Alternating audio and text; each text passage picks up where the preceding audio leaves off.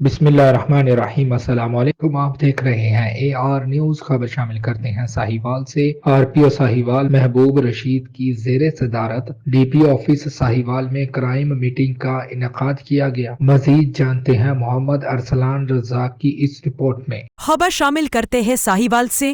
محمد ارسلان رزاق کی رپورٹ کے مطابق آر پی او ساہیوال محبوب رشید کی زیر صدارت D P O office Sahiwal میں کرائم میٹنگ منعقد ہوئی، جس میں D P O Sahiwal Muhammad Usman Tipu, S P investigation Farooq Anwar, S D P Os, D S Ps, S H Os اور انچارج انویسٹیگیشن نے شرکت کی۔ میٹنگ میں ضلع بھر میں جرائم کی صورتحال، تفتیشی امور اور اشتہاری ملزمان کی گرفتاری کے حوالے سے تفصیلی جائزہ لیا گیا۔